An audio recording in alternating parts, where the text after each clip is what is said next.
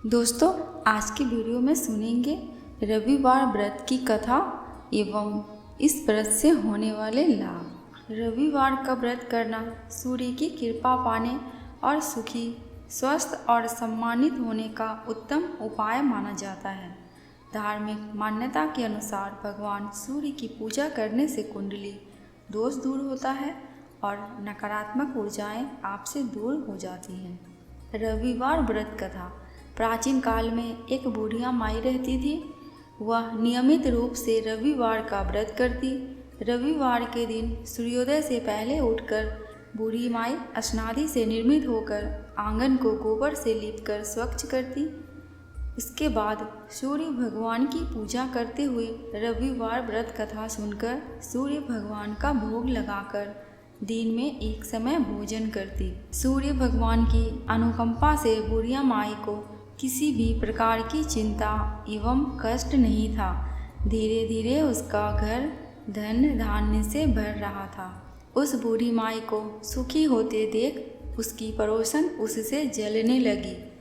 बूढ़ी माई ने कोई गाय नहीं पाल रखी थी, अतः वह अपनी पड़ोसन के आंगन में बंधी गाय का गोबर लाती थी। पड़ोसन ने कुछ सोचकर अपनी गाय को घर के भीतर बांध दिया। रविवार को गोबर ना मिलने से बूढ़ी माई अपना आंगन नहीं लीप सकी। आंगन ना लीप पाने के कारण उस दिन बूढ़ी माई ने सूर्य भगवान को भोग नहीं लगाया और उस दिन स्वयं भी भोजन नहीं किया। सूर्यास्त होने पर बूढ़ी माई भूखी प्यासी सो गई। प्रातःकाल सूर्योदय से पूर्व उस बूढ़ी माई की आंख खुली तो वह अपने घर के आंगन में सुंदर गाय और बछड़े को देखकर हैरान हो गई। गाय को आंगन में बांधकर उसने जल्दी से उसे चारा लाकर खिलाया। पड़ोसन ने उस बूढ़ी माई के आंगन में बंधी सुंदर गाय और बछड़े को देखा तो वह उससे और अधिक जलने लगी। तभी गाय ने सोने का गोबर किया। गोबर को देखते ही पड़ोसन की आंखें फटी की फटी रह गई। पड़ोसन ने उस बूढ़ी माई को आसपास ना पाकर तुरंत उस गोबर को उठाया और अपने घर ले गई तथा अपनी गाय का गोबर वहां रख आई। सोने के गोबर से पड़ोसन कुछ ही दिनों में धनवान हो गई। गाय प्रतिदिन सूर्योदय से पूर्व सोने का गोबर किया करती थी और बूढ़ी माई के उठने से पहले ही पड़ोसन उस गोबर को उठाकर ले जाती थी। बहुत दिनों तक बूढ़ी माई को सोने के गोबर के बारे में कुछ भी पता नहीं चला। बूढ़ी माई पहले की तरह ही हर रविवार को भगवान सूर्य देव का व्रत करती रही और कथा सुनती रही। परंतु सूर्य भगवान को जब पड़ोसन की चालाकी का पता चला तो उन्होंने तेज आंधी चलाई। आंधी का प्रकोप देखकर बूढ़ी माई ने गाय को घर के भीतर बांध दिया। सुबह उठकर बूढ़ी माई ने सोने का गोबर देखा। उसे बहुत ही आश्चर्य हुआ। उस दिन के बाद बूढ़ी माई गाय को घर के भीतर ही बांधने लगी। सोने के गोबर से बूढ़ी माई कुछ ही दिन में बहुत ही धनी हो गई। उस बूढ़ी माई के धनी होने से पड़ोसन बुरी तरह से जल भूनकर राख हो गई और उसने अपने पति को समझा बुझाकर उसे नगर के राजा के पास भेज दिया। सुंदर गाय को देखकर राजा बहुत ही प्रसन्न हुआ।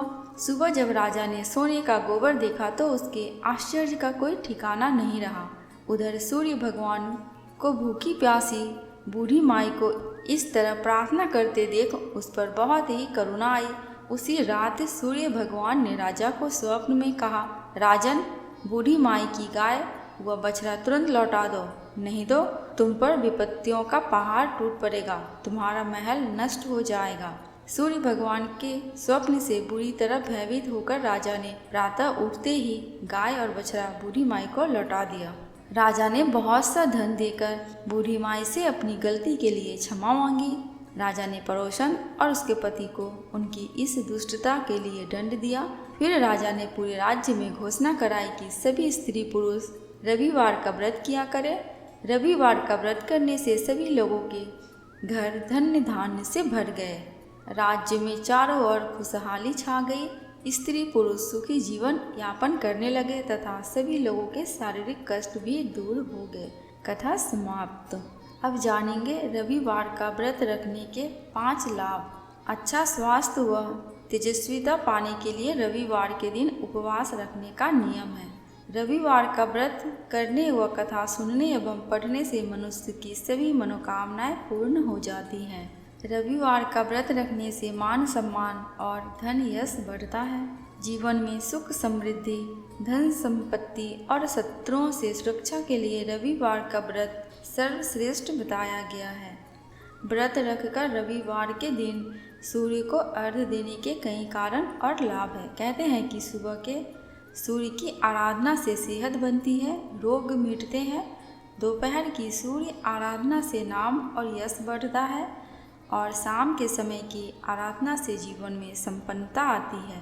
माना जाता है कि सुबह के समय सूर्य को जल चढ़ाते समय इन किरणों के प्रभाव से रंग संतुलित हो जाते हैं और साथ ही साथ शरीर में प्रतिरोधक क्षमता बढ़ती है। दोस्तों, कमेंट बॉक्स में भगवान सूर्य का जयकारा लगाना बिल्कुल भी मत भूलना। आपको मेरे चैनल पे व्रत त्योहारों की जानकारियाँ एवं उनसे जुड़ी कथा कहानियाँ मिलती रहेंगी। अगर आपको ये वीडियो थोड़ी सी भी अच्छी लगी हो तो प्लीज़ मेरे चैनल को सब्सक्राइब करके मेरे वीडियो को लाइक एंड शेयर कर देना। अंत तक वीडियो में बने रहने के लिए आपका दिल से बहुत बहुत शुक्रिया।